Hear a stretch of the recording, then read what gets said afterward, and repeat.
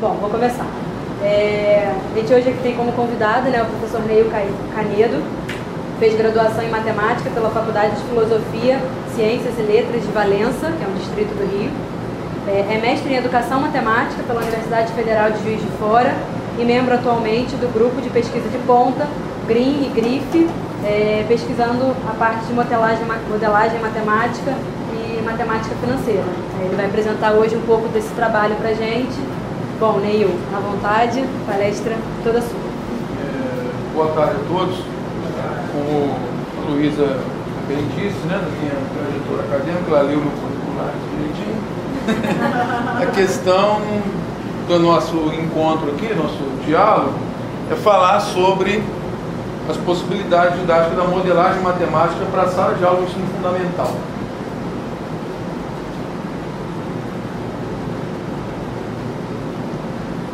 Bom, para início de conversa, a primeira proposta é refletir a respeito das possibilidades da modelagem para a sala de aula do ensino fundamental, mas a partir de um diálogo entre a pesquisa acadêmica e a prática letiva. O que seria esse diálogo? Seria você não fazer pesquisas dentro do puro academicismo e um intelectualismo exacerbado que não tem nenhuma relação com a prática docente, mas também não vim falar da prática docente pura e simplesmente daquele saber de pura experiência feito sem nenhuma relação com a pesquisa científica. A gente vai tentar fazer com que as coisas dialoguem, pesquisa acadêmica e a prática letiva, em dialética uma com a outra. E nesse sentido, nosso objetivo é tanto inspirar e oferecer subsídios para praxes de quem está na sala de aula do ensino fundamental, da educação básica de maneira geral, mas também inspirar inquietações que possam desaguar futuras pesquisas acadêmicas. Eu acho que esse é o objetivo de um grupo que se pretende ser um grupo de pesquisa em educação matemática. Então eu vou tentar, é minha esperança, conseguir satisfazer as duas necessidades. Eu dividi a apresentação em 3 momentos. No primeiro momento nós vamos tentar entender o que é isso, a modelagem da educação matemática, né? No segundo, a gente vai falar sobre as possibilidades didáticas da modelagem com foco no ensino fundamental. E por último, falar sobre qual a inserção da modelagem no currículo da educação básica. Qual o espaço que ela deve ocupar, qual o espaço que ela pode ocupar, qual o espaço que ela tem ocupado. Então vamos para a primeira parte da apresentação, nós vamos falar sobre a modelagem da educação matemática. A modelagem, ela tem na matemática aplicada o seu locus inicial. Vamos dizer assim, uma atividade presente na matemática aplicada, que é a atividade do matemático aplicado. Ou seja, traduzir para a matemática problemas da realidade, de outra área do saber, da sociedade de maneira geral. Um exemplo da aplicação desses modelos é quando a gente vê em corrida de Fórmula 1, isso fica muito claro, né? Quem acompanha vai entender melhor o que eu estou falando. Quando se faz a previsão do tempo, chuva daqui a 5 minutos, chuva daqui a 10 minutos, essa previsão é feita com base em modelos matemáticos computacionais que, a partir das medições meteorológicas, consegue prever se vai chover ou não daqui a 5 ou 10 minutos. Agora, a previsão dá certo? Nem sempre. Então, essa tentativa de prever por meio da matemática, vamos dizer assim, atividade do matemático aplicado. Por exemplo, o João Frederico Meyer é um matemático aplicado que trabalha na Unicamp. Ele fala de um trabalho dele que eles fizeram sobre escoamento de água no Pantanal. O Pantanal, Mato Grossense, está secando, isso é quase tudo no Brasil, né? Então eles fizeram um estudo por meio de matemática computadorizada do fluxo da água, equações de continuidade. Então esse locus da matemática aplicada é um pouco diferente em termos dos objetivos do que a gente tem na modelagem na sala de aula.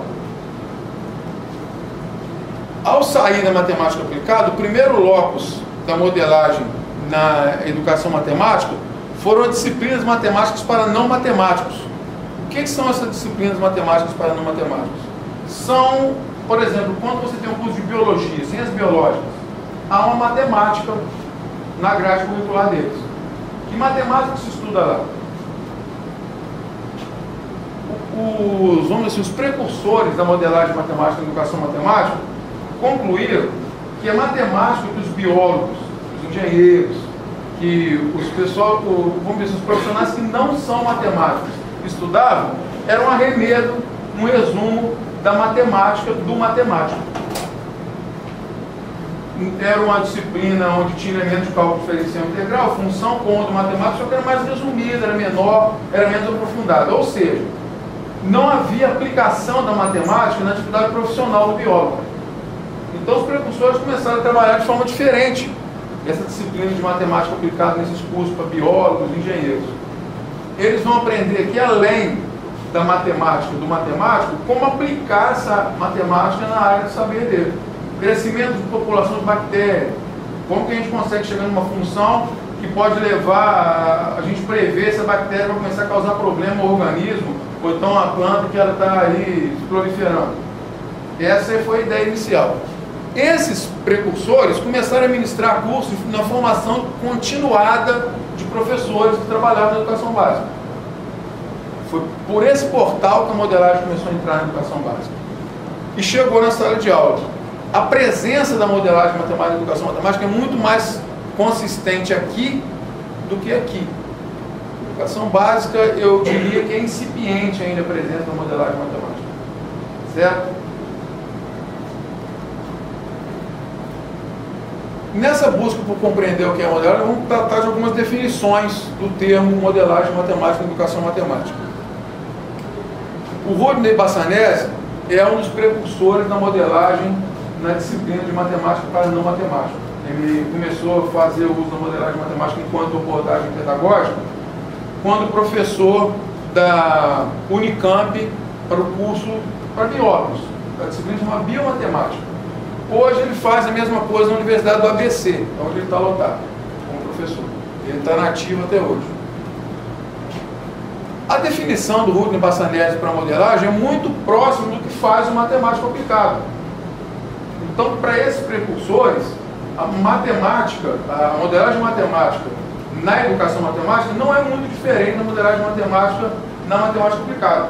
Eles queriam formar profissionais que sabiam aplicar a matemática em sua área de atuação. No caso do Rodney Bassanese, especificamente dos biólogos. Aí você vê a definição do João Ney Barbosa, que ele já fala em ambiente de aprendizagem, já entra o aluno, a questão do convite que a gente vai tratar depois, a ideia de indagar e ou investigar por meio da matemática situações com referência na realidade. Ele já trata a modelagem matemática como uma abordagem pedagógica de cunho investigativo, muito próximo em alguns aspectos da resolução de problemas. Tem muita similaridade entre a modelagem matemática e a resolução de problemas. Algumas pesquisas, alguns trabalhos focam exatamente nessa relação bem próxima. E você tem também a definição da Jussara Araújo, que é da Universidade Federal de Minas Gerais. Ela já fala da importância dos alunos serem os propositores do tema a ser trabalhado na atividade de modelagem e fala nos referenciais teóricos da educação matemática crítica de Oles Kovismos, que na modelagem matemática brasileira, essa presença da educação matemática crítica é muito forte se comparado com o que é feito internacionalmente. Diante de tantas definições, eu trouxe aqui algumas, eu diria que faz mais sentido em falar em perspectivas de modelagem do Rodney Bassanese, do João Ney Barbosa, da Jussara Araújo, do Neil, ou responder a pergunta: do que eu estou falando quando eu falo em modelagem na educação matemática? Forma de responder essa pergunta determina o que eu chamo de concepções de modelagem. A concepção traz o porquê da modelagem, quais são os objetivos dela, como encaminhar as atividades de modelagem em sala de aula e também como encaminhar as pesquisas de modelagem matemática. E a partir de agora eu vou começar a assumir as minhas concepções de modelagem. O que é a modelagem do Neil? É uma abordagem que favorece a problematização e a investigação. Muito parecido, em alguns aspectos, como eu disse, com a resolução de problemas. Onde não é uma atividade de sala de aula onde o aluno vai encontrar uma resposta única, não vai encontrar um método único para chegar naquela resposta. Ele vai ter que problematizar e investigar em cima da situação que lhe é dada. Essa concepção de modelagem é baseado na ideia de cenários para investigação do olho em corpos móveis. Ele fala que um cenário para investigação é aquele que convida o aluno a problematizar e investigar sobre a matemática, sobre situações com referência na realidade. É uma categoria muito bem definida na educação matemática crítica e muito bem elaborada por ele. A gente ficar falando sobre o cenário para investigação não dá conta quase de uma palestra inteira. A escolha do tema, se ela não deve ser de responsabilidade do aluno obrigatoriamente, ela deve dialogar com o interesse do aluno. Essa questão de convidar o aluno a problematizar e investigar não é simplesmente pôr uma tarefa para que ele resolva. Essa questão do convite é um ponto que merece muita pesquisa ainda na área da educação matemática como um todo e na área da modelagem matemática específica. Como o aluno aceita o convite? De que forma esse convite é feito? Qual a relação entre professor e aluno na aceitação ou negação desse convite a problematizar e investigar? Ou seja, quais são os portais que abrem ou não abrem o cenário para investigação na sua sala de aula? Isso é uma coisa que tem sido pesquisado e precisa ainda muito ser pesquisado. São, vamos dizer assim, são perguntas em aberto. São, vamos dizer assim, inspirações para futuras pesquisas acadêmicas. E é importante destacar a participação das mídias no processo, no processo de modelagem. Mídias são categorizadas pelo Marcelo Borba em oralidade, escrita e informática. Quando você vai fazer o convite para o aluno para participar de uma atividade de modelagem, é diferente você faz o convite verbal, é diferente você faz o convite por meio de uma atividade escrita, e é diferente você apresenta um filme ou uma imagem para que ele possa, vamos dizer assim, adentrar nesse cenário para investigação para começar a atividade a partir dali. Então, a concepção teórica de seres humanos com mídias vai além, inclusive, da ideia de modelagem. Como que eu posso exemplificar essa ideia de que o conhecimento não é produzido nem por um humano sozinho, nem por um grupo de humanos, mas sim um coletivo pensante de seres humanos com mídias? Eu vim aqui falar sobre vocês sobre modelagem. Esse é o tema da palestra, o tema do seminário. Se eu deixasse de lado o PowerPoint, eu ia conseguir fazer a palestra? Sim. Mas o conhecimento produzido por esse coletivo não seria o mesmo. Não seria nem melhor nem pior. Seria simplesmente diferente. Então a simples presença do PowerPoint faz com que a palestra seja outra se ele não aqui estivesse. Isso vale para as atividades de sala de aula de uma maneira geral. Essa é o cerne, a chave da concepção teórica de seres humanos com mídia. Vai além disso, estou falando de uma forma resumida. Por que modelagem? Por que a modelagem é importante? Porque eu penso que a modelagem deve adentrar a sala de aula do ensino fundamental da educação básica. Um dos argumentos que se usa a favor da modelagem nas pesquisas, nos textos que se dedicam a essa temática, é o argumento da motivação. A crença de que o fato do aluno se dedicar a uma atividade que é do interesse dele, que ele escolheu o tema, vai motivá-lo a aprender e aprender matemática. Não é bem assim. Vamos tentar problematizar um pouco essa questão da motivação. Esse relato é de um livro, um artigo, um capítulo de um livro escrito por Ademir Caldeira, que é um pesquisador da área de educação matemática, filho de Miro Caldeira, muito conhecido na área, e dois orientandos dele são, vamos dizer assim, estão um patamar um pouco acima do Neil em termos de conhecimento, em termos de ser famoso na área. Eles fizeram um trabalho de modelagem, uma turma de 40 alunos. Eu destaquei o número de alunos aqui porque eu fico questionando a viabilidade de fazer modelagem numa turma com 40 alunos. Minhas turmas são bem menores. Eu tenho essa felicidade, vamos dizer assim, meus alunos também, né? 40 alunos eu já pensaria duas vezes em fazer a modelagem, pelo menos da forma que eu faço lá, como eu vou mostrar aqui. Aí eu relato, muitos alunos não chegaram a participar nem do momento da escolha do tema. Os alunos estavam na sala de aula, mas não aceitaram o convite de participar da atividade de modelagem que eles propuseram. Podemos dizer que o número de alunos que mudou de postura durante a atividade, passando a se envolver nas tarefas, foi irrisório. Ou seja, fracasso de bilheteria para a atividade de modelagem. Então, essa motivação, ela não está, vamos dizer assim, inerente à modelagem. E na minha pesquisa de mestrado, eu trago aqui um diálogo entre eu e uma aluna, durante uma entrevista coletiva que eu fiz com um grupo que eu pesquisei. Era essa aluna e 3 alunos. E conversa vai, conversa vem, eu queria que eles falassem sobre o trabalho. A menina disse claramente: eu tenho que falar algo sobre o trabalho, eu quero passar. Eu não entendi a princípio. Passar? Como assim passar? Passar, professor. Tirar só nota boa no seu trabalho. Eu falei, passar de ano. Eu ainda tenho uma boa e velha... Tirou o sarro do professor, né? De série, professor, porque de ano todo mundo passa. Então, o que eu diria sobre a motivação nas atividades de modelagem? Existe motivação do aluno para com a atividade? Existe, mas ela convive com outras motivações. Motivação é um objeto muito fugidio para se estudar em pesquisa. A motivação, ela se mostra e se esconde a todo tempo, ainda mais com adolescente, ela é muito efêmera. O aluno está muito motivado em determinado momento, daqui a pouco ele não vai querer nem saber daquilo mais, com foco em outras motivações. Então, a motivação não é um argumento muito forte para você se basear só nele para levar a modelagem para a sua sala de aula. Outro é a sinergia entre a modelagem e as tecnologias de informação e comunicação.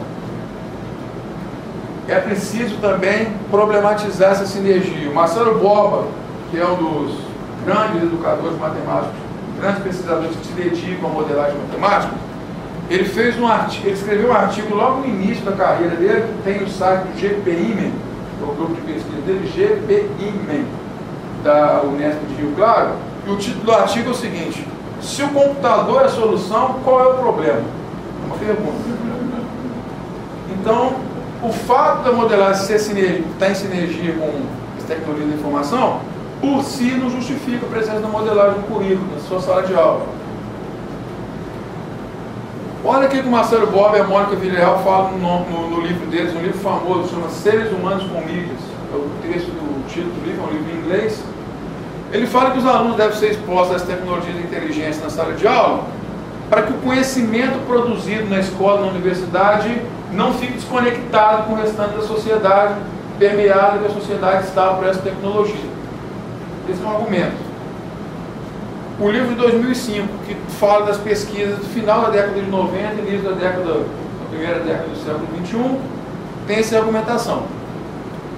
Num artigo de 2009, escrito na ZDM, o Boba muda o foco da argumentação para com a presença das tecnologias na sala de aula.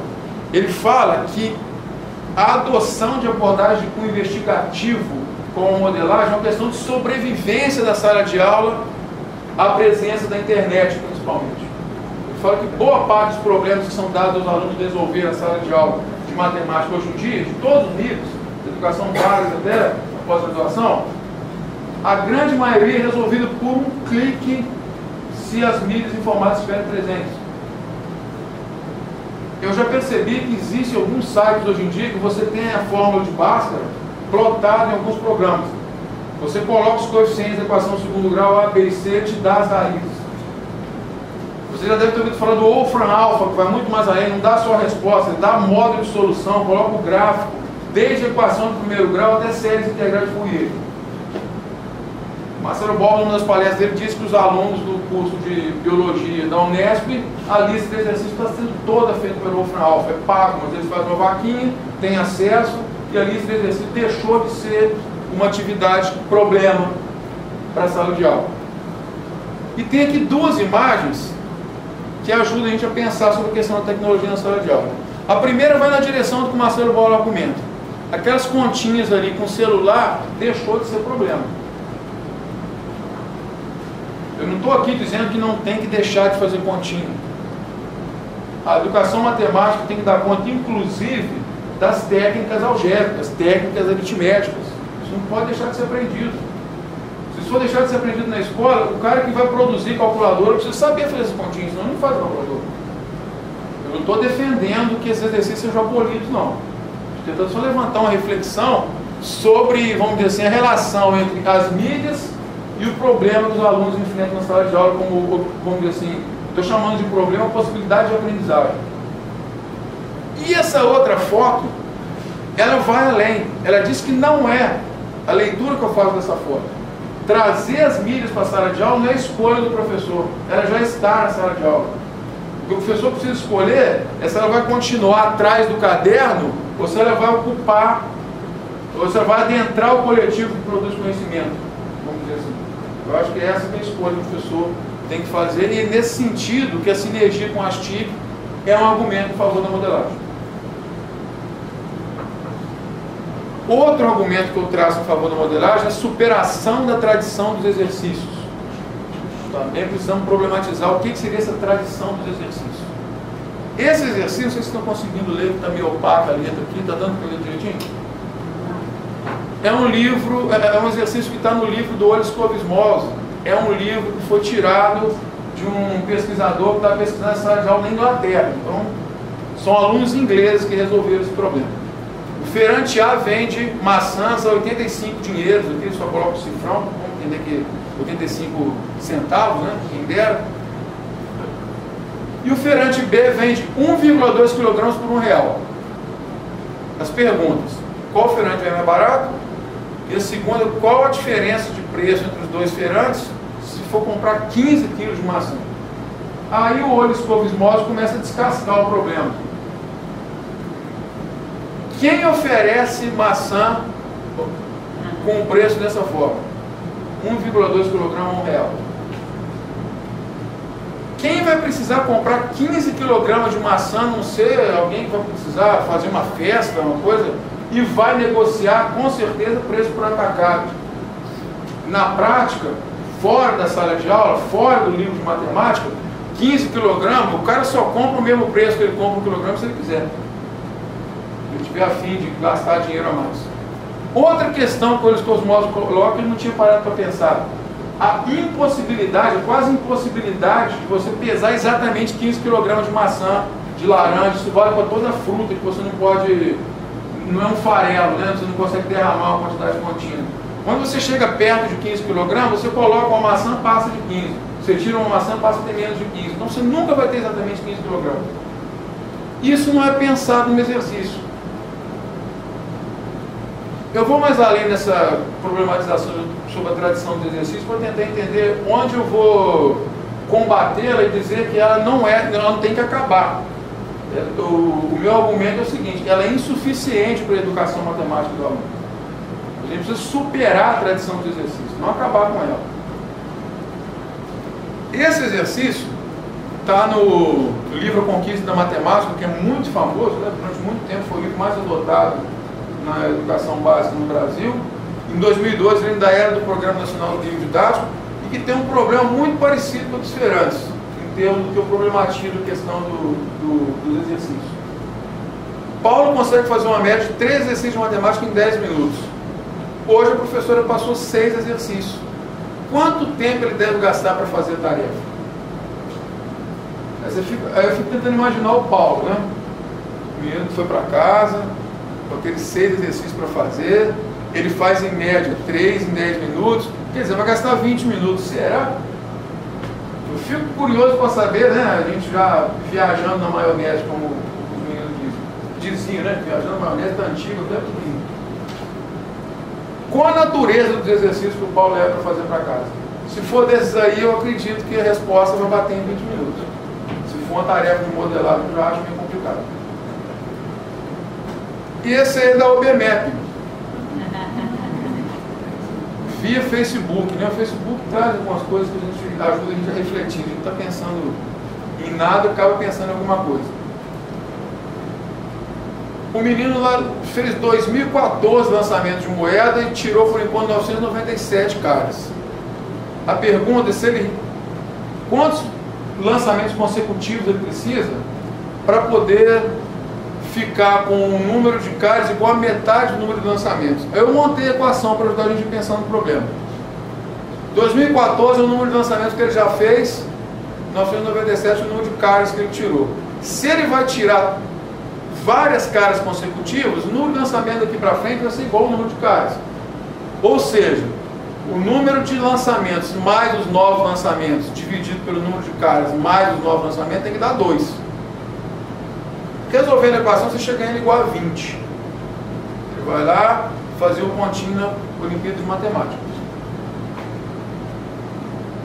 Qual a probabilidade do Antônio obter 20 caras consecutivas? Essa aí, ó. 1 em 1 milhão. Mais um pouco de 1 milhão. É 50 vezes mais fácil que acertar na Mega Sena. Proporção para ganhar na Mega Sena é 1 em 50 milhões. Certo? Bom, então vamos conversar um pouco mais sobre a tradição dos exercícios. Qual o objetivo daquele problema do OBMEP?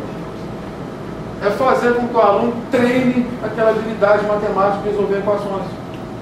Qual o objetivo do problema do Paulo que faz 3 exercícios em 10 minutos e a pergunta vai em direção a saber se você consegue descobrir se ele faz 3 em 10 ou fazer 6 em 20?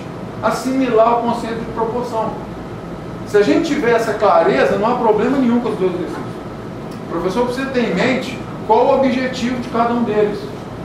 É preciso treinar as habilidades matemáticas? Sim. Ah, é treinamento, é palavra feia? Não. Algumas coisas você consegue aprender treinando. Resolver equação de primeiro grau, resolver ponto de dividir, multiplicar aqueles algoritmos tradicionais, é o treinamento que vai desenvolver essa habilidade. A educação matemática precisa dar conta dessa habilidade, não pode limitar-se a ela. O que eu temo? É que o professor que passar aqueles exercícios para o aluno, achar que o aluno vai aprender a aplicar a matemática fora da sala de aula a partir daqueles exercícios. Isso é o problema. Essa crença não pode existir. O professor tem que ter a clareza de qual o objetivo daqueles exercícios. Meus alunos fazem aquele tipo de exercício. Fazem muito. Mas eu tenho a clareza do que eu quero com aqueles objetivos, do que eu quero com as tarefas de modelagem, o que eu quero, o que o pesquisador que trabalha com a resolução de problemas quer com a atividade de resolução de problemas. Certo? Outra característica marcante da modelagem é a natureza interdisciplinar. Se você vai se dedicar a um tema que é não matemático, a interdisciplinaridade já está por natureza. E os parâmetros curriculares nacionais falam dos temas transversais. Então a modelagem matemática ela abarca aqueles temas transversais do PCM. É uma das razões que ela pode estar lá no currículo da educação básica. Ela desenvolve a autonomia do aluno. O aluno não mais é vamos dizer assim, um executor de tarefas postas pelo professor, mas ele passa a ter autonomia sobre aquilo que ele vai aprender. Isso depende da perspectiva de modelagem matemática adotada. Não é qualquer perspectiva de modelagem que está em sinergia com as TIC e que desenvolve a autonomia do aluno. Algumas perspectivas de modelagem ficam bem próximas do exercício do livro. Certo?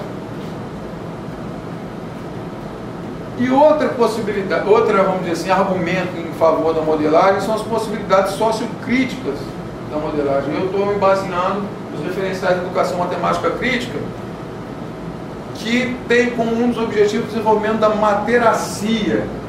Esse termo em inglês, materacy, com C, Y no final, e é similar à ideia de letramento do Paulo Freire. Formar um leitor, segundo Paulo Freire, não é formar uma pessoa que domine aquele código escrito silábico.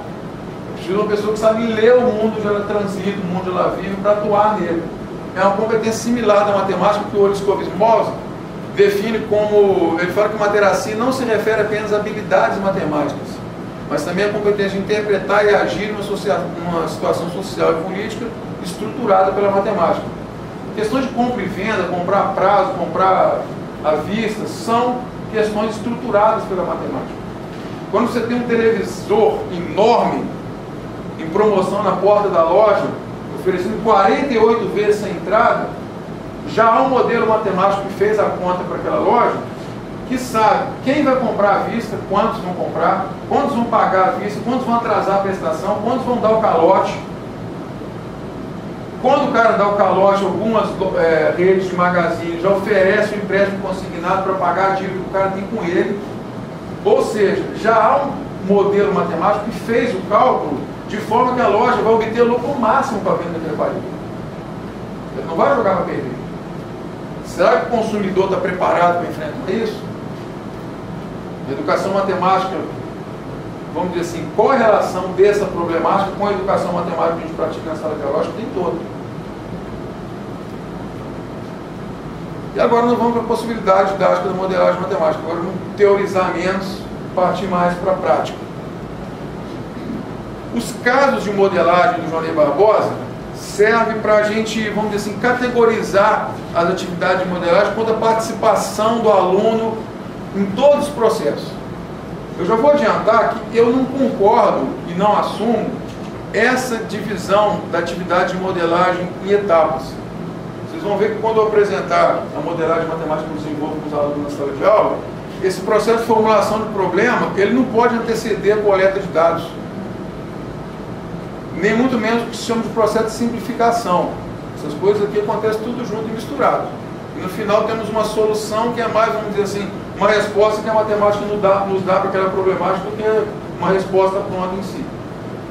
Mas serve para a gente nortear o que a gente está fazendo na sala de aula. No caso 1, o professor propõe o problema já vem simplificado, os dados já estão ali no texto do problema, cabe ao aluno investigar e resolver o que esse caso 1 difere do exercício do livro. Ele não tem uma única resposta, e os encaminhamentos matemáticos que o aluno tem que dar para chegar na resposta também não são únicos.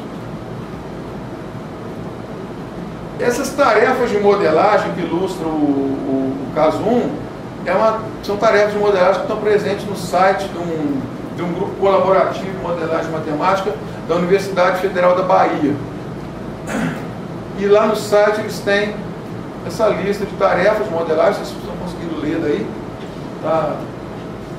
Eles colocaram azul escuro no fundo, azul menos escuro um pouquinho, que não ajuda muito a gente a ler. E aqui tem um exemplo de uma das tarefas. Fala sobre o trabalho infantil. Uma tabela que você tem o percentual de crianças trabalhando no Brasil em alguns anos, para aqui em 2007. E embaixo a proposta da OIT, né, da Organização Internacional de Luta contra o Trabalho Infantil, que propõe uma meta até 2015, já chegamos em 2015, para a erradicação do trabalho infantil em todo o mundo. Aí a pergunta, será que o Brasil atingirá essa meta? Então os alunos, a partir desses dados, vão buscar responder essa pergunta. O Brasil vai atingir a meta ou não? Ou seja, o problema é aberto.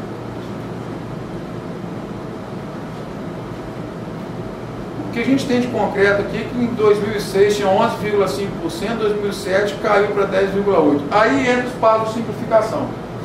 Pressupondo que vai continuar diminuindo nesse mesmo ritmo a cada ano, quando vai conseguir essa erradicação do trabalho infantil? Será que vai conseguir em 2015? Isso é uma proposta para os alunos trabalharem. E eles vão além, eles dão alguns encaminhamentos, algumas perguntas que podem se apresentar para o aluno, ou por escrito ou de forma verbal, que determinam os passos que os alunos vão dar no desenvolvimento daquela atividade. Bom, sobre o trabalho desse grupo colaborativo, o que eu diria? Aquelas tarefas de modelagem, para você introduzir a modelagem matemática na sala de aula, talvez seja uma boa porta de entrada. Mas eu diria que se você se limitar a esse tipo de atividade, você está limitando as possibilidades didáticas da modelagem.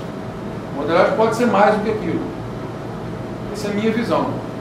Em um mini curso que eu assisti na 9ª Conferência Nacional, em maio, que foi dado pelo Johnny Barbosa, que é vamos dizer assim, um dos líderes desse grupo de pesquisa da Universidade da Bahia, ele trabalha com a formação de professores.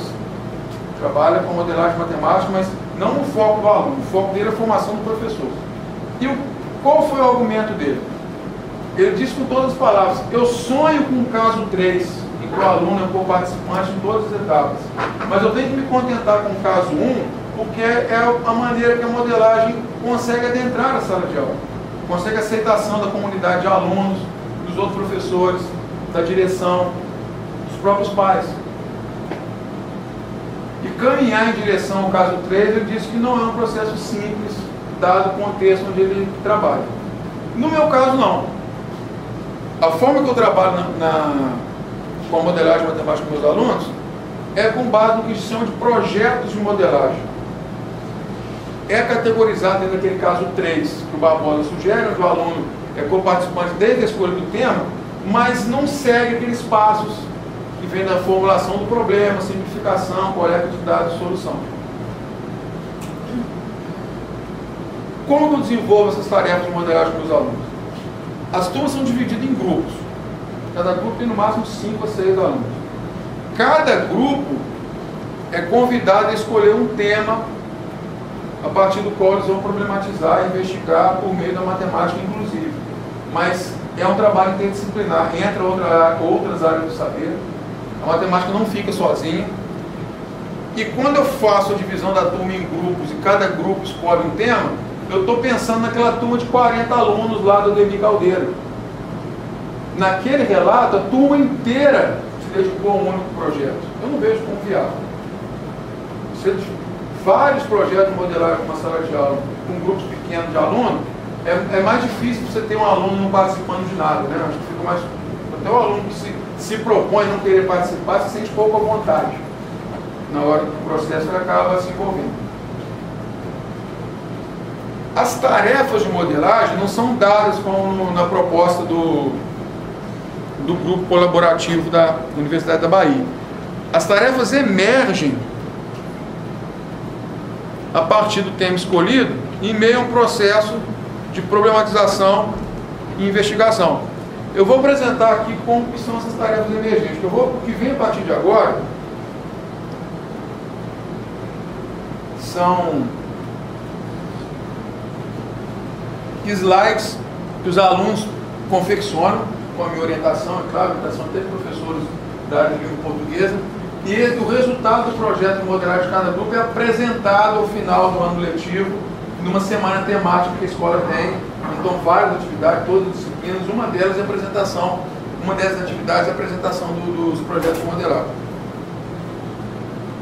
É de um grupo dessas duas alunas que escolheram problematizar a questão da crise hídrica em Juiz de Fora. O trabalho está em curso. Foi feita a primeira apresentação no primeiro bimestre, então o projeto não está fechado, vai ser fechado no final do ano letivo, onde vai ter a apresentação final. Nessa reportagem do jornal Tribuna de Minas, Juiz de Fora, de 14 de junho de 2015, estava o percentual da porção da capacidade da represa João Penido, que abastece a cidade de água. É uma das represas do sistema de abastecimento de água do Juiz de Fora. Em junho, dia 12, do ano passado, estava com 67%. Em junho desse ano, com 37%. E aqui uma previsão para o dia 31 de agosto desse ano, que ainda nem chegou, com base na média histórica da represa. Aí surge, emerge uma tarefa de modelagem. Como que é feita essa previsão? Com base em que dados? Como que essa média histórica? Emerge uma tarefa. E na mesma reportagem, fala que a maior represa, o maior lago do Juiz de Fora está subutilizado em razão de problemas na construção de uma estação de tratamento. E no site da CESAMA, que é a SEDAI de Juiz de Fora, né, a companhia responsável pelo abastecimento, mostra que é essa estação de tratamento que está com problema. Ela pega a água da represa de Chapéu d'Uvas, pega a água do Ribeirão do Espírito Santo, e ela não está trabalhando com essa capacidade total. Então a represa João Penido está ficando sobrecarregada e está baixando o nível mais do que deveria, segundo a reportagem. Eu vejo emergir aqui outra tarefa de modelagem interessante para mim e para os alunos que estão se dedicando a ela. Vamos supor que seja consertado, resolvido o problema da estação de tratamento. O potencial hidráulico de Juiz de Fora, em litros por segundo, vai dar conta da população de Juiz de Fora até quando? Se a população cresce, o consumo de água por habitante cresce. Qual é o consumo de água por habitante do brasileiro?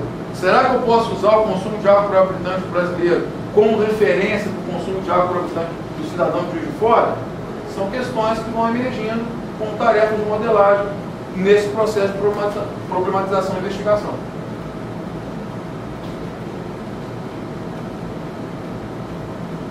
É importante destacar nos projetos de modelagem que eu desenvolvo com os alunos a presença da internet e do Facebook mais recentemente.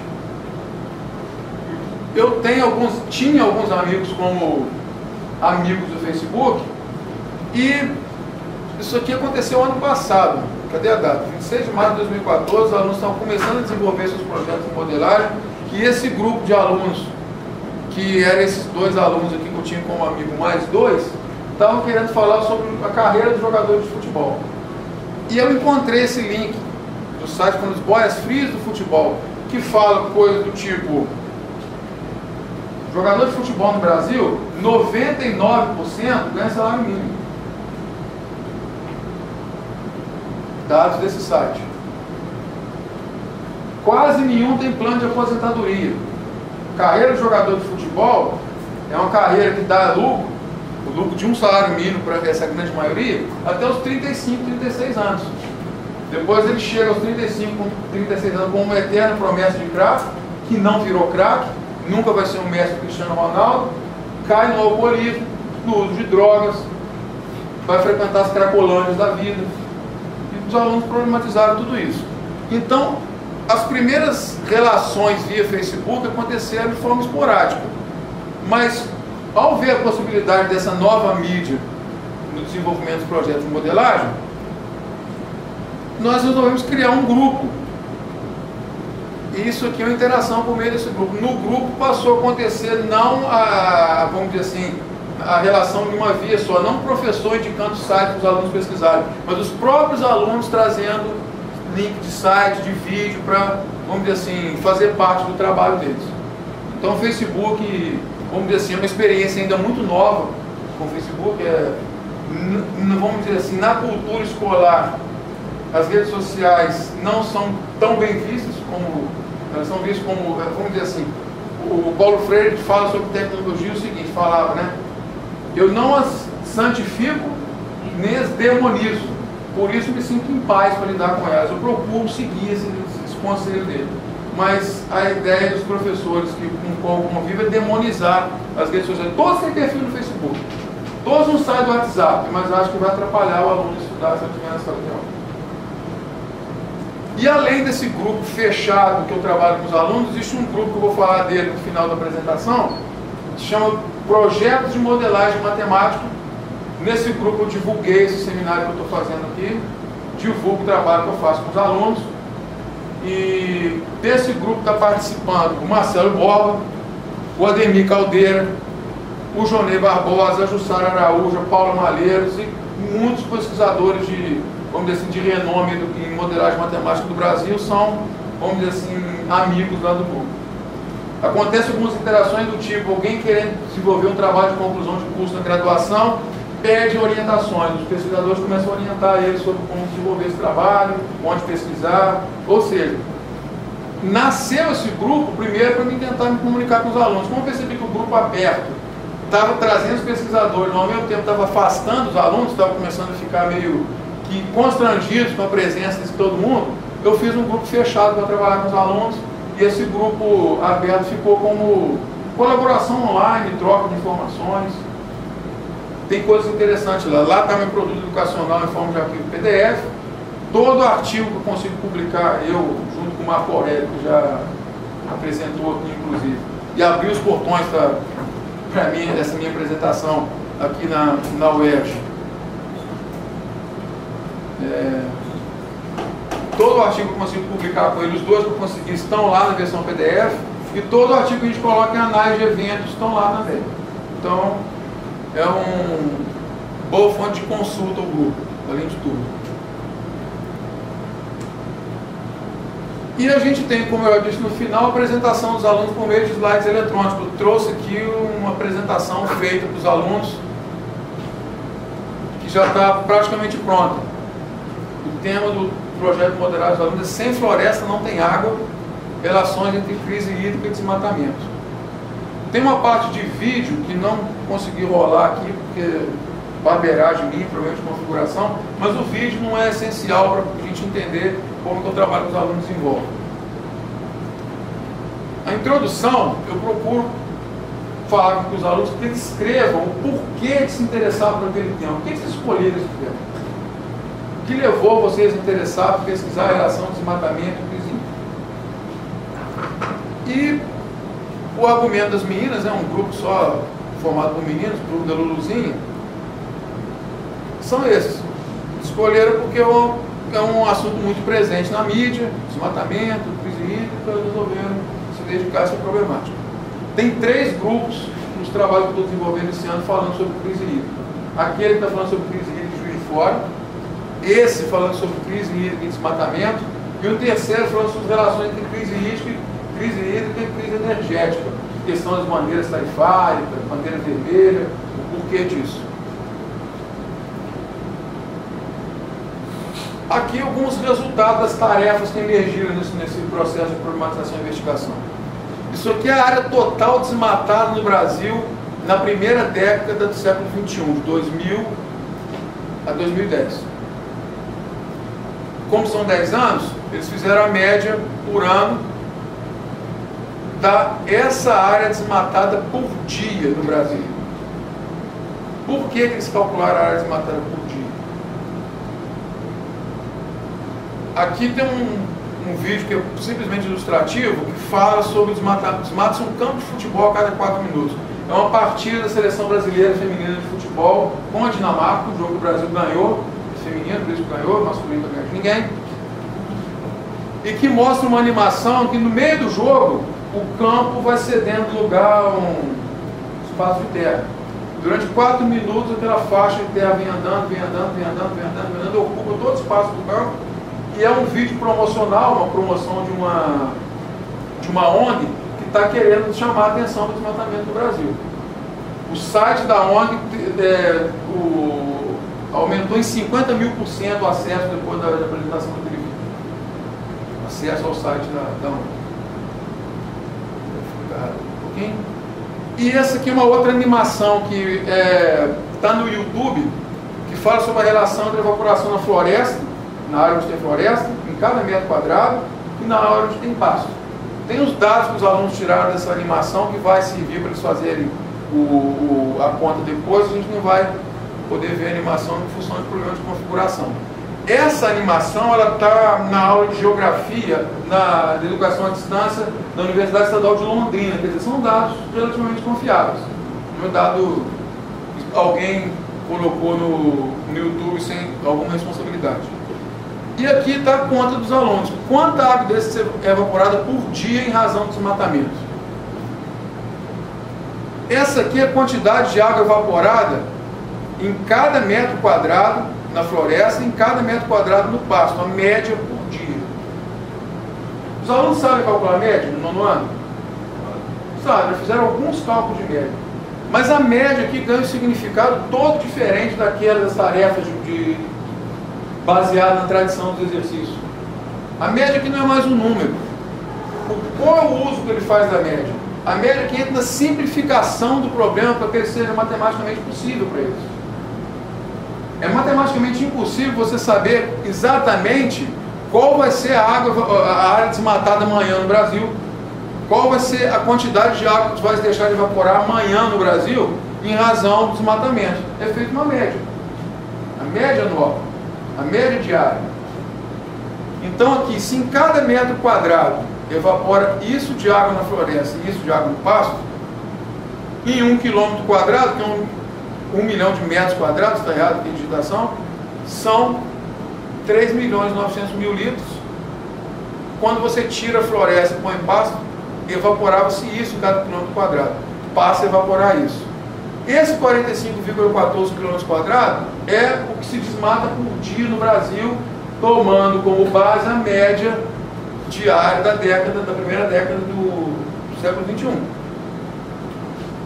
Fazendo a diferença entre esse valor e esse, chega-se a 108.336 mil litros de água por dia. É a quantidade de água que se evapora menos em razão do desmatamento, em razão de você tirar a floresta e pôr o pasto.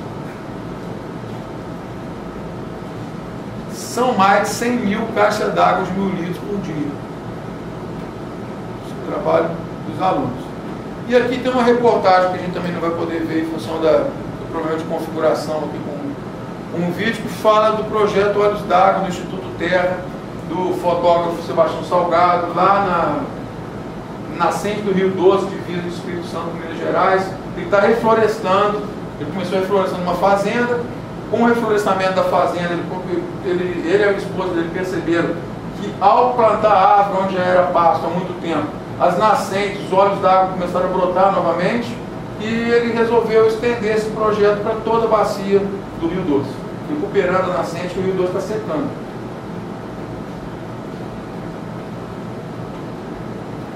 E no fim, eu sugiro aos alunos colocarem slides que se volta a responder a seguinte pergunta: o que aprendemos com a atividade? Aí eles falaram que aprenderam isso aqui, ó. Agora eu pergunto, aprendeu matemática, não? Aprenderam, mas não com fim em si mesmo. A matemática que eles aprenderam foi para fazer a leitura dessa situação problemática, essa problemática social em relação ao desmatamento e crise hídrica. Ah, mas muito daquela matemática eles já sabiam, sim. Aí o João Frederico Meyer, no livro dele sobre educação matemática, ele diz: aprendeu novos conceitos e usou conceitos já velhos, mas com sabor da água nova que se bebe da velha fonte. Tem outro significado para eles aprender o cálculo de média e todas aquelas matematizações. Mas voltando para o processo de problematização e investigação que a gente vê emergir nessas tarefas de modelagem. Como que acontece esse processo de problematização e investigação? Isso é uma questão de pesquisa, para futuro pesquisa. É o professor que continua problematizando? Qual a participação do aluno na problematização? Há essa participação? Ou o aluno simplesmente resolve a problematização posta pelo professor, mesmo sendo uma problematização emergente dos dados, coletados pelos alunos, etc. Que matemática os alunos aprendem nessas atividades de modelagem? É outra questão de pesquisa relevante. A única tese de doutorado sobre modelagem que foi defendida em Minas Gerais até hoje foi na Universidade Federal de Minas Gerais. Eu vou ficar devendo o nome do autor, mas o orientador foi a Jussara Araújo. E a pergunta de pesquisa era essa. Ela se voltava para os processos de matematização que aconteciam nos projetos de modelagem matemática desenvolvidos por alunos do curso de Geografia na disciplina Matemática Aplicada à Geografia. Essa pergunta já foi feita? Sim, nesse contexto. E no contexto da educação básica, no contexto do ensino fundamental? Que matemática os alunos aprendem? Algumas pesquisas dão conta de que lá na disciplina para não matemáticos, no curso de Geografia, no curso de Biologia, há uma relação íntima entre a matemática aprendida nos projetos de modelagem e os conceitos de cálculo diferencial integral. Na educação básica, quem pesquisa na educação básica relaciona a matemática dos projetos de modelagem matemática com a educação estatística. Se você for falar na língua do PCN, na competência tratamento da informação. Mas será que é só isso? Eu considero uma questão de pesquisa em aberto. Isso é uma foto tirada esse ano, no primeiro dia de apresentação prévia. A final de cada bimestre escolar, os alunos apresentam o que eles já pesquisaram e no último bimestre eles apresentam a pesquisa toda. Eu com um grupo de alunos logo após a apresentação. Você vê que são adolescentes, da faixa de 13 até os 16 anos. Só tem eu, velho, no meio. Agora a gente vai falar sobre o espaço da modelagem no currículo. Qual o espaço que nós devemos ocupar no currículo da educação básica? Já chama a atenção que merece aqui uma resposta ainda que sintética, é uma outra pergunta parecida com aquela que eu fiz lá. Do que eu estou falando quando eu falo em modelagem na educação matemática? Do que eu estou falando quando eu falo em currículo? Se você pensa em currículo como uma lista de conteúdos, não é essa a concepção de currículo que eu tenho. A minha concepção de currículo abarca a ação escolar como um todo. As propostas didáticas, a relação professor-aluno, aquela lista de tópicos também, como essa lista de tópicos é apresentada aos alunos, que oportunidades de aprendizagem são dadas aos alunos, é só explicação, exercício, correção, a atividade de resolução de problemas, isso tudo para mim eu chamo de currículo. Qual é o espaço que a modelagem pode e precisa ocupar nesse currículo? A gente vai falar um pouco sobre isso agora. Na literatura, a gente destaca 3 maneiras distintas. É claro que categorizar todas as atividades de modelagem matemática presentes descritas na literatura, em 3 vamos dizer assim, é no mínimo problemático. Mas vamos assumir essas 3 categorias. Na forma de tarefas esporádicas, parecidas com aquela que a gente viu lá do grupo colaborativo da Universidade da Bahia, em que não há entrelaçamento de fato entre a modelagem e a tradição dos exercícios, vamos dizer assim, está presente lá na sala de aula. Tem integração total, que seria a construção de um currículo a partir das tarefas de modelagem. Isso aí eu acho que a educação no Brasil não está preparada para isso ainda. E eu vou além, não só a educação brasileira está preparada para isso, como a modelagem não é capaz de dar conta de todo o currículo. A modelagem não dá conta, por exemplo, do treinamento das habilidades algébricas, de simplificar a expressão, de resolver a equação.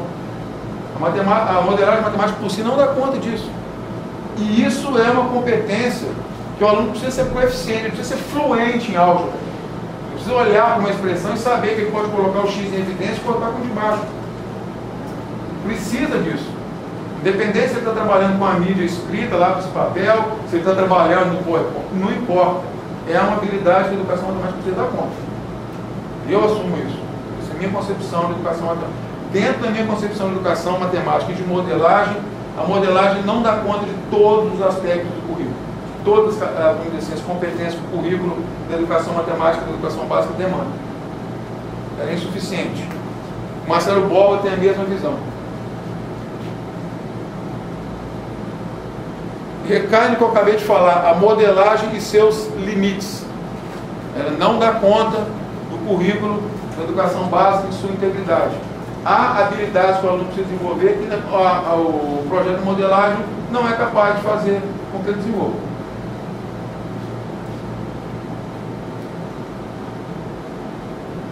E a gente precisa pensar na coexistência com as outras abordagens.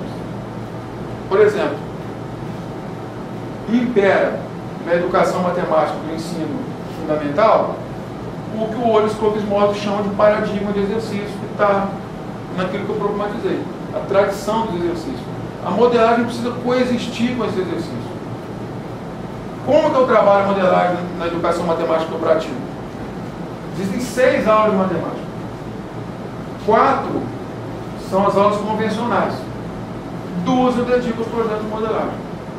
Paralelamente às aulas convencionais. Mas aí vale a fala do Marcelo Borba, da Mônica Villarreal, sobre essa convivência entre a modelagem e a tradição dos exercícios e as outras abordagens de maneira geral. Ele faz uma analogia, ele fala que as tecnologias da informação e comunicação não decretaram o fim das outras mídias. Ninguém parou de escrever no papel.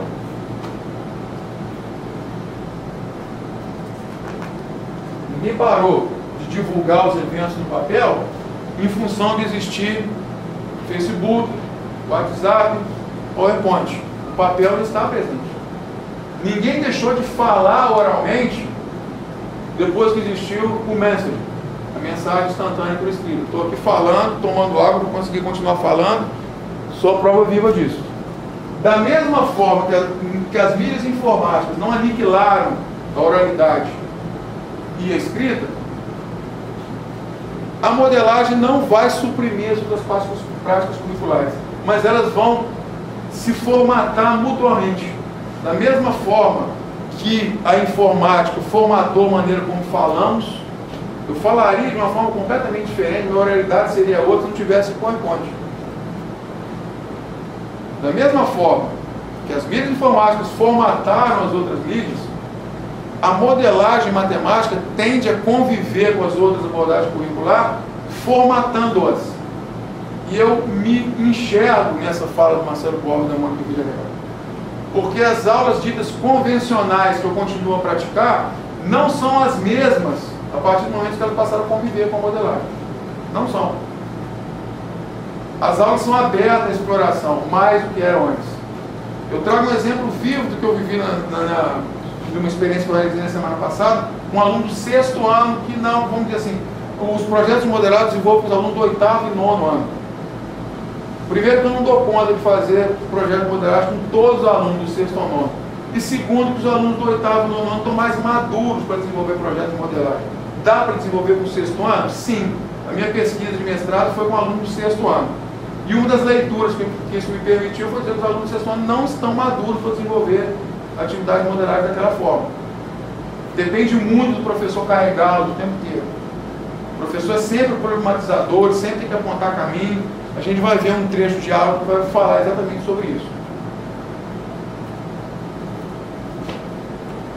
Aí, voltando à experiência que eu estava tendo, eu fiz falar sobre metro quadrado com os alunos do 6º ano. Recortei o metro quadrado do jornal, coloquei lá, vamos saber quantos alunos cabem. Para os alunos, a aceitação que é estranho, porque isso aí é muito característico de cada turma. Essa turma de 6º ano é muito mais aberta à exploração do que outras. É uma característica dessa turma. Os alunos entraram no metro quadrado, ficaram em pé, sentaram. Vamos contar. Aí, quando eu vi, já estavam pegando no giz para escrever no quadro que eu tinha feito em forma de pergunta. Era só fazer uma pergunta verbal para a gente começar a conversar sobre o metro quadrado. Os alunos já estavam com... Em outros tempos eu teria parado com aquilo. Eu falei, não, agora não. Vamos sentar lá, cada um no seu lugar direitinho. Quer dizer, é a modelagem formatando vamos dizer assim, a convívio com as outras abordagens curriculares, mas ela interfere nelas. Na perspectiva do professor e na perspectiva do aluno também.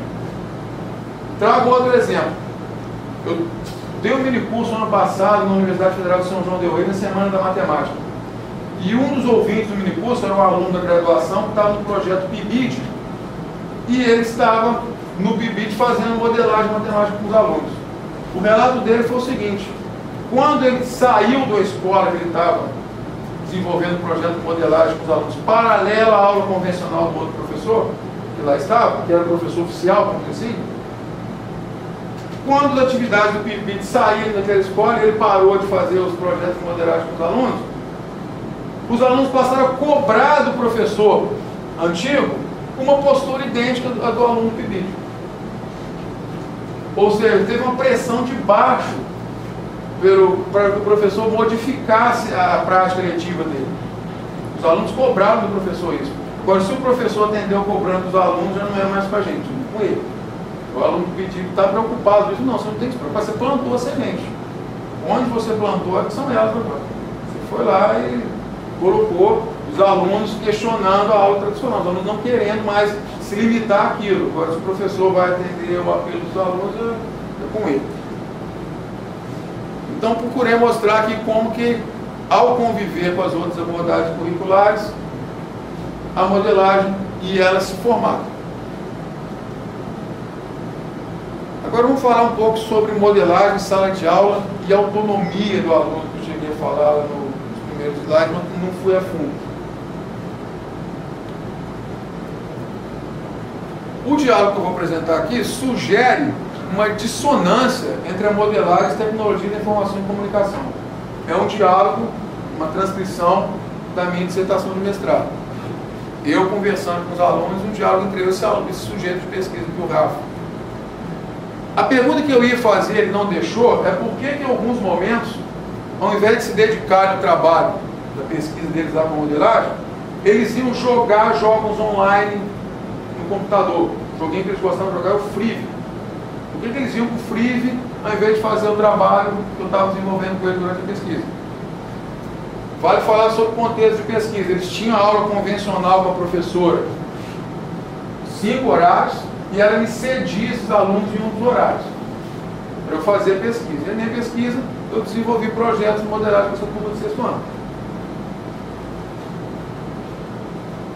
O aluno nem deixou terminar de fazer pergunta. Ele disse, não, porque tipo assim, na linguagem de adolescente, 11, 12 anos, né? Pré-adolescente, aluno de 6º ano, você estava ajudando um, aí estava ajudando lá, demorava. Aí nós ficávamos jogando joguinho até você ajudar nós. Aí nós passávamos o tempo. Eu falei, mas às vezes eu chegava, o joguinho continuava. Não, mentira. Eu te chamava, aí você ia ajudar outro, eu ia e entrava no joguinho. Aí a hora que você ia me ajudar, eu saía do joguinho e ia para o trabalho. Essas, vamos dizer assim, aparente relação de dissonância entre as tecnologias de informação, no caso a internet, que os jogos online oferecem, né? Eu chamei de dinâmica das duas aulas. Os alunos ficavam com as duas abas abertas no computador, no navegador. Uma com a pesquisa, o tema que eles problematizaram, escolheram para investigar, é o preço das passagens aéreas e rodoviárias. Aí eles estavam no site onde digitava a data, o destino, no site de companhia aérea que vende passagem tem essa interface, né? Coloca o destino, horário, viagem, número de pessoas no voo, adulto, criança, e sai o preço da passagem. E os alunos estavam percebendo que quando você comprava com a data antecipada, o preço era um. Quando você comprava com a data mais próxima da viagem, o preço subia. Era essa a problematização que estava, vamos dizer assim, no coletivo lá dos alunos durante o desenvolvimento do projeto de modelagem. E na presença do computador, os alunos saíam para o jogo online. Mas se você analisar a pesquisa desde o início, na primeira fase da pesquisa, não tinha presença das mídias informáticas. Os alunos trabalharam com lápis e papel, com um mapa para escolher o destino das viagens que eles iam pesquisar. E quando eu estava atendendo um grupo, dava as costas a atender outro, o gravador de áudio ficava entre eles. Eles faziam entrevista com o gravador. Estamos aqui com um aluno fulano de tal, o que você tem a dizer sobre o trabalho? O gravador virava um brinquedo na mão deles. Quando não era o gravador, era botar apelido, eles sempre davam um jeito de escapar para outra coisa quando o professor não estava presente. Então, olhando a pesquisa como um todo, comparando com outras situações na literatura, inclusive aquele relato dos 40 alunos da turma lá do Ademir Caldeira, eu cheguei à conclusão que não é a internet em si. A internet só favoreceu uma forma qualitativamente nova do aluno usar essa dinâmica, né? Quando o professor está aqui para dizer o que eu tenho que fazer, para propor atividade e para me fiscalizar, eu trabalho. Quando ele dá as costas, eu vou fazer outra coisa. Na presença de cada mídia, essa forma de fugir da atividade era uma, né? Mudava, era diferente. No caso da mídia informática, era o joguinho free. No caso da ausência da mídia informática, era o gravador, como forma de fazer entrevista e outros.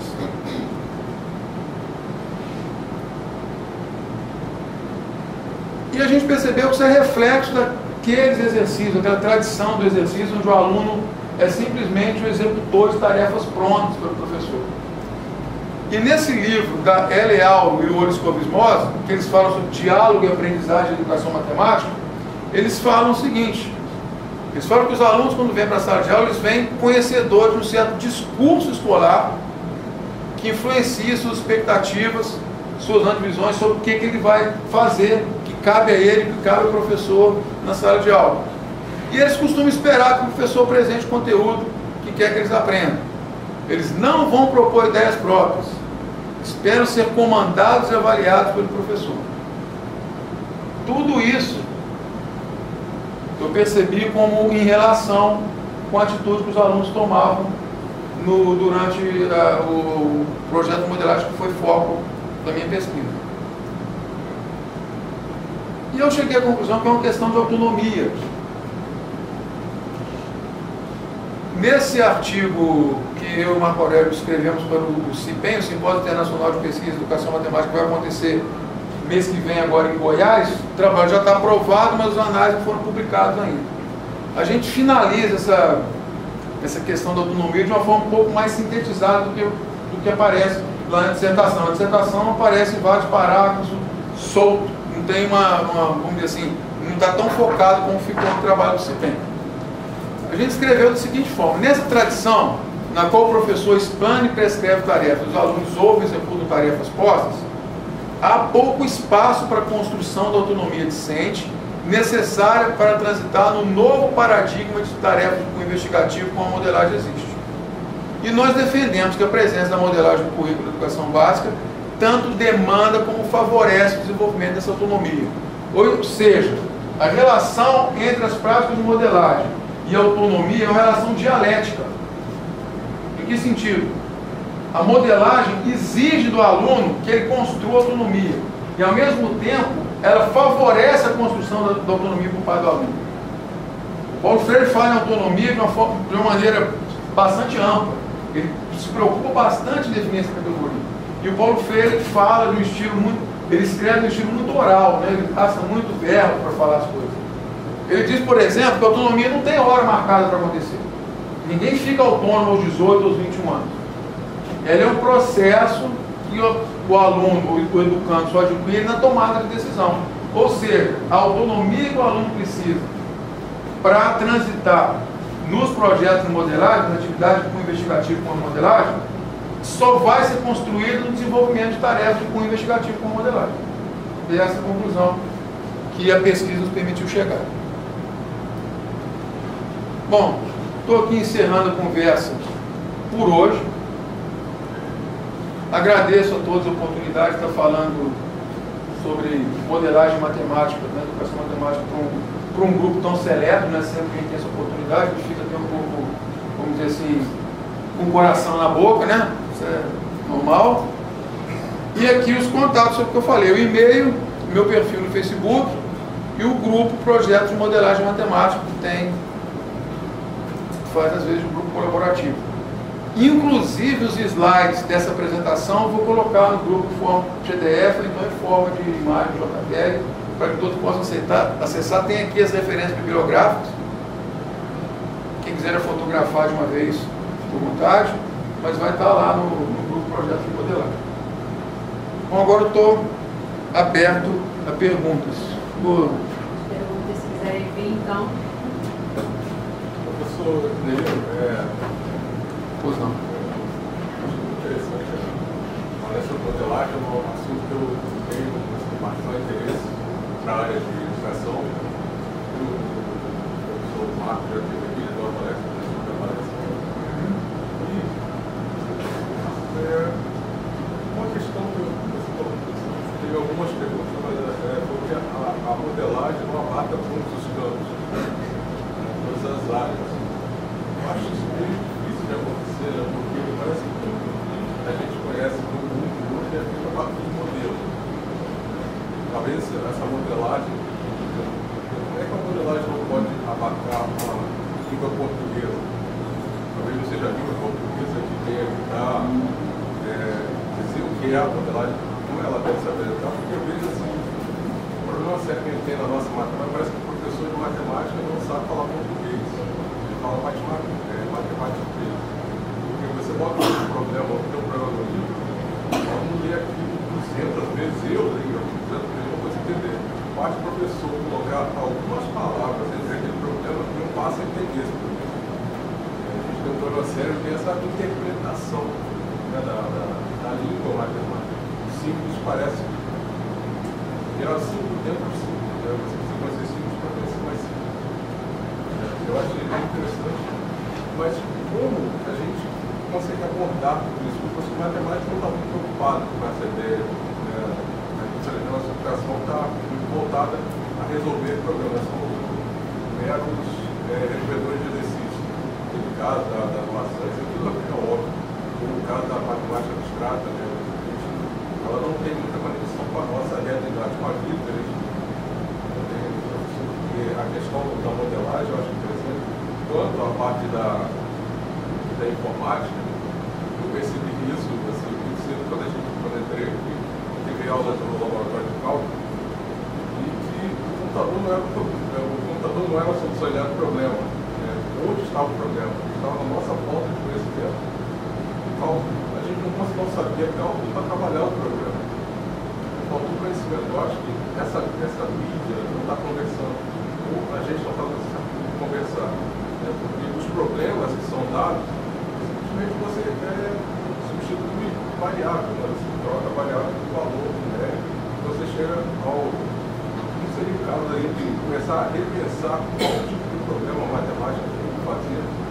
Então os professores têm que passar, né? Porque está virando, já virou, é um vício. A gente faz o programa mil vezes, a gente fica bom naquilo, faz uma equação mil vezes, a gente fica bom naquilo, uma função mil vezes, cálculo mil vezes, a gente fica bom a resolver aquilo. A gente não tem essa ideia de transformar aquilo no mundo real. No mundo real, como o engenheiro trabalha com matemática, mas ele não sabe matemática. Como isso é possível? Né? Ele faz o cálculo econômico, não faz ideia de desenvolver uma matemática a partir daquilo. A ciência parece que esbarra. É a questão da prática na hora da apresentação das áreas. Biologia, Então, a minha pergunta é como a gente trabalha, da onde vem essa ideia de passar o real para a matemática, da matemática para o real, desse real ir além, né? Como para a matemática abstrata, porque a partir da matemática abstrata eu acredito que a gente desenvolve, né? As coisas andam no caminho, elas evoluem.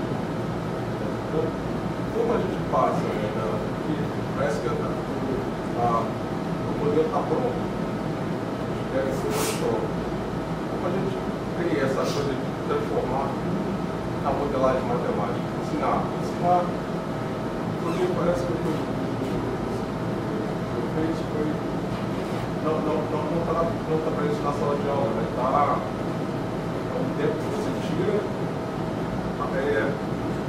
da aula junto com a matemática convencional, né? Ela não está ali dentro.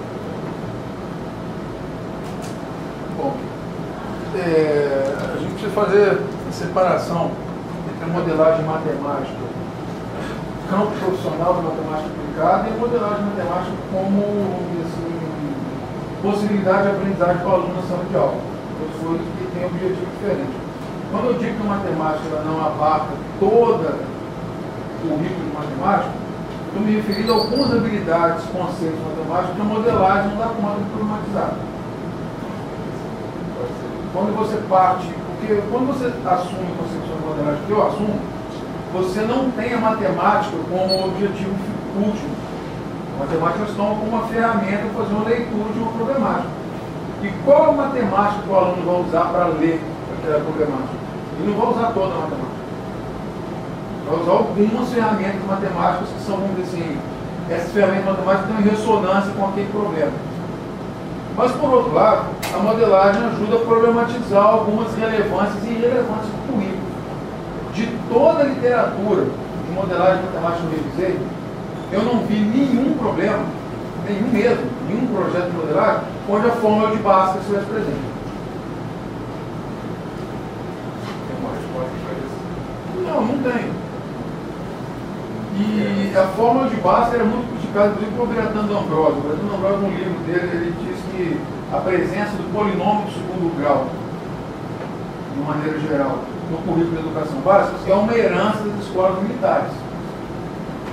Porque é o polinômio de segundo grau que descreve o movimento do projétil, balística, aquela coisa bem bélica mesmo. Ele diz que isso é uma característica da educação matemática brasileira. O aluno termina o fundamental na Finlândia, ele não conhece o Bhaskara. O aluno termina o ensino fundamental na Dinamarca, ele nunca ouviu falar do Bhaskara. Então, eu diria que a modelagem ajuda a gente a problematizar o currículo. O que é relevante estar no currículo, o que é relevante não estar no currículo de educação básica. O que é pensar um currículo para a educação básica? É pensar habilidades matemáticas básicas para que o cidadão se eduque matematicamente para poder viver fora da sala de aula. Não estou falando da matemática como estrutura, como conhecimento. Não estou falando da matemática do matemático. Estou falando da matemática do cidadão comum, vamos dizer assim. Não sei se eu respondi a sua pergunta, mas quando eu falo nos limites da modelagem em relação ao currículo, é esse. Os projetos de modelagem não dão conta de você construir um currículo, aprendizagem matemática, toda a partir daquelas problemáticas. Tem questões matemáticas que são importantes que a modelagem não abarca. Acho interessante, inclusive, a questão da educação do segundo grau. Realmente, como o D'Ambrosio falou, dessa forma, inclusive, a gente relata, eu fiz um relato da experiência de usada dele como matemático, pegaram ele para acertar algo, né? Então eu conseguia fazer cálculo para ter um melhor tiro. Mas esse mesmo conhecimento é usado para a gente trabalhar áreas, né, a máxima de mínimo, você consegue colocá-la em um novo plano. Talvez não sei se aí a parte mais geométrica, não sei se a modelagem já abarca, não sei como é que entra nesse espaço geométrico. Eu pensava, eu tinha uma ideia de uma modelagem matemática pronta, mas não, mas estou corrigindo agora esse pensamento de algo é mais, a matemática mais prática.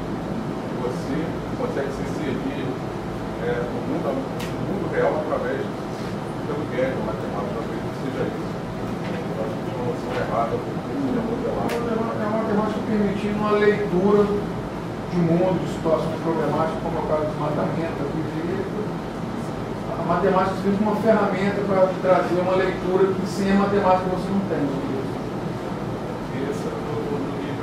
E aprende matemática para poder responder essas perguntas. Mas a aprendizagem de matemática não é o fim único da modelagem. Na minha concepção de modelagem, essa é a ideia chave. Você tem que ter outros conhecimentos além da matemática para poder compreender.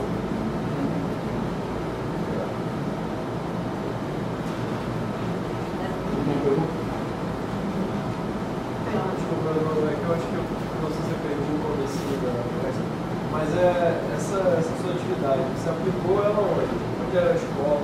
Você disse que tinha poucos alunos, você era professor regente? Como é que você fazer essa pergunta? Eu sou professor regente da escola, desde 2006. E minha experiência com modelagem começou antes da pesquisa de mestrado, em 2011. E a forma que eu introduzi a modelagem matemática em minhas aulas foi a partir do que Paulo Freire chama de saber por experiência feita mesmo. A primeira atividade de modelagem que eu fiz, eu hoje chamo isso de modelagem matemática, naquele tempo eu nem ousava fazer, é convidar os alunos a fazer o orçamento dos custos da troca do ladrilho do chão da sala. Vou colocar o ladrilho do chão da sala e vou ver quanto isso vai ficar. Começaram a medir para lá, medir para cá, logo apareceu a relação do tamanho da sala e do tamanho do ladrilho. Se o ladrilho for grande vai gastar mais, se o ladrilho for menos ou pequeno vai gastar. Se o ladrilho for grande vai gastar menos ladrilhos, se o ladrilho for pequeno vai gastar mais ladrilhos. Ficou no dia seguinte a pesquisa sobre o preço do ladrilho. Quando eles fizeram a pesquisa sobre o preço do ladrilho, o preço vinha por metro quadrado, não importava o tamanho do ladrilho, porque toda a discussão não teve valor na hora de calcular o orçamento. A presença da mídia informática formatando o conhecimento produzido. São seres humanos com mídia. A internet, quando ela entrou no coletivo, ela reconfigurou a noção de problema. E no fim da conta, a parte rica dessa atividade que eu descrevo na dissertação e no produto educacional é que um dos alunos tinha um pai pedreiro. E ele levantou uma questão que ninguém tinha pensado, nem eu, nem nunca passou na minha cabeça. O professor, o ladrilho pequeno, ele gasta mais rejunte. Então ele fica mais caro, mesmo sendo o mesmo preço do metro quadrado.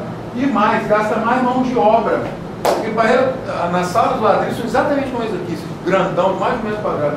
Ele falou, para rejuntar um ladrilho grandão desse aqui, é rapidinho, pequenininho, fica um mês. Então ele trouxe elementos questão da mão de obra, atividade ali, que eu nunca havia pensado. E com isso eu vi que os alunos gostaram, eu gostei também. E em 2012 eu fui fazer um mestrado e consegui licença. Então eu era professor regente, mas veio a professora me substituir. Quando eu fui fazer pesquisa, eu peguei a aula dela. Então, quer dizer, eu peguei de volta meus alunos. E a escolha da turma de sexto ano foi muito em função de foram alunos que nunca tinham sido meus alunos. E junto com o orientador nós chegamos à conclusão de trabalhar com um aluno que não me conhecia antes e que eu também não conhecia antes, é tirar, por exemplo, algumas antipatias e empatias que você acaba construindo nas relações humanas e influenciar o estado de pesquisa. Isso não era bom. Então eu trabalho com a turma de sexto ano em razão disso. E quando eu voltei a fazer modelagem agora como professor regente. Então é a mesma escola desde o início. É isso que você perguntou? Era uma coisa que você trabalhava, você disse, 2 tempos por semana. E não ficou diferente na pesquisa. A única diferença da pesquisa para a prática é que os meus alunos eles me têm como professor das aulas convencionais e da aula de história para fazer modelagem. Só isso muda. E os tempos de carga horária? 6 aulas de 50 minutos. Eu fico 2 para modelagem matemática no 8º e 9º ano. Com essa possibilidade de fazer tarefas de modelagem para introduzir a ideia de modelagem no currículo, eu tenho que começar a fazer algumas tarefas de modelagem no 6º e no 7º, e eu construo as tarefas de modelagem com os resultados que os alunos do 8º e 9º conseguem nos projetos de modelagem deles. Então vamos dizer assim, os projetos de modelagem do 8º e 9º nutrem as tarefas de modelagem do 6º e do 7º. E no Encontro Mineiro de Educação Matemática, que vai ser no feriado dia 12, vai começar dia 9 e terminar dia 12, em São João del Rei, eu estou com o mini curso aprovado e que vai ter uma parte de oficina sobre o desenvolvimento dessas tarefas de modelagem. Como desenvolver essas tarefas de modelagem em sala de aula. Inclusive isso, né? O mini curso são 2 dias e vai... A parte de oficina do mini curso vai ser os professores, futuros professores, desenvolvendo tarefas de modelagem para aplicar em suas turmas. Vou contar mais não, que é segredo. Estou brincando, não tem muito mais coisa de mim. Existe esse livro de mercado nessa área, muitos livros. Na bibliografia ali eu coloco. Aquele primeiro não fala diretamente sobre modelagem matemática, não fala sobre abordagem de sala de aula que dão ali no cenário para investigação. O segundo é uma tese, o outro é uma tese. O quarto é um livro, do Rudney Carlos Bassanese. O último é um artigo. E só aqui você já tem esse livro do... Isso aqui é um livro. Aqui é um artigo da ZDM, não é... A ZDM tem que pagar para acessar. Eu consegui com o Marcelo Borba uma versão, mas ela não é disponível online. Esse aqui também é um livro. Aqui é um relato de experiência que fala daquela turma de 40 alunos, que os alunos não se dedicaram, ninguém quis participar, que está nesse livro aqui, ó, editado pela SBEM. Aqui minha dissertação, aqui também um livro. Mas tem muitos livros. Se você procurar na internet modelagem matemática, educação matemática, aparecem muitos livros. Artigo, dissertação, tese, é uma literatura bastante fácil. Tem foco de referência não. Parece que a educação parece novo, né? Semana passada é novo, vamos dizer assim, é novo para os estudantes de graduação. A modelagem matemática e a educação matemática de maneira geral, ela não tem muita penetração no curso de graduação. Ela parece mais uma formação continuada do professor. E uma explicação para isso, uma possível explicação para isso, eu posso afirmar com certeza, mas é uma conjectura que eu levanto. Se você vai no departamento de matemática, vamos tomar como exemplo o departamento de matemática da UERJ. Quem trabalha com educação matemática aqui na UERJ? Os professores. São quantos? Faz educação matemática? Os professores que são do departamento de matemática da UERJ são quantos? Que trabalham com educação matemática, direto ou indiretamente? Na verdade, é porque a UERJ, o departamento do CAP, deve ter talvez uns 7 professores, 2, 3 trabalham mais com a parte de educação matemática. É bem maior que a porcentagem dos outros planos. Mas isso do CAP, se for pensar os professores da UERJ enquanto faculdade... Não, estou falando existe um departamento de matemática da UERJ, esse CAP? É porque o CAP é o colégio de como se fosse comunicação, é a escola básica. João 23 lá do FJF. Aí, aqui, na matemática, são vários departamentos. Álgebra, cálculo, isso aqui. E aí não tem... E aí, entre esses, não tem educação. E esses são os professores dos alunos da licenciatura. Mas os professores Então, do aqui CAP reflete o Brasil. Aqui reflete o Brasil. No departamento de matemática da Universidade Federal de Juiz de Fora, que tem um curso de mestrado profissional em educação matemática, você tem 5, né, educadores de matemática? Maria Eduardo, Marco Aurélio, Maria Cristina, Wesley. Reginaldo? O Reginaldo não é professor do departamento. Está Está convidado, né? convidado. Só assim. O departamento deve ter uns 30. Por exemplo, os grandes pesquisadores de modelagem matemática, Marcelo Borba, Bassanese, o Sara Araújo, eles não dão aula para os alunos de licenciatura de matemática no departamento deles. Eles são minoria. Vamos dizer assim, existe uma blindagem. Os professores de matemática pura blindam o curso de matemática dos educadores de matemática. Então, a educação matemática tem uma pesquisa muito forte, um trabalho muito forte, para a formação continuada de professores. Aí tem um trabalho do Johnny Barbosa. Acho que o Johnny Barbosa é o único professor, o único pesquisador de educação matemática que tem acesso à licenciatura em matemática, formação inicial, na Universidade Federal do Bahia. E na Universidade Estadual de Feira de Santana também. Ele orienta, trabalha com conclusão de curso. Ele orienta, orientando dele, que agora são doutores também, orienta. André Oliveira, é um pesquisador lá da Universidade Federal da Bahia, que trabalha com isso. Então, lá tem essa particularidade. Mas, normalmente, os educadores matemáticos não lecionam para os alunos formando professor de matemática. Isso não é muito lógico, não, né? É um divórcio tremendo. A matemática é a única ciência que tem a Sociedade Brasileira de Matemática e a Sociedade Brasileira de Educação Matemática. Se amam. Essa matemática meio dotiana tudo, né? Então, eu sugeriria trabalhar dessa forma. E não espere que o sucesso vai ser amanhã, não, tá? Os alunos não encontram a existência dos alunos, os alunos sabem o que fazer. Quando você propõe algo diferente, no final de matemática ele acha que é festa. Oba, vamos para o laboratório de informática, é festa, é Facebook. A cultura escolar a gente tem que lutar contra ela, não vai. Essa dialética entre a autonomia do aluno que ele precisa construir e favorecer essa construção não é um processo linear, é harmonioso, não. Enfrentei alguns problemas e ainda enfrento. Mas valeu a pena. Essa escola é municipal? É municipal, da rede municipal de Juiz de Fora, escola pública. A Secretaria Municipal, ela tem um foco para essa parte de modelagem?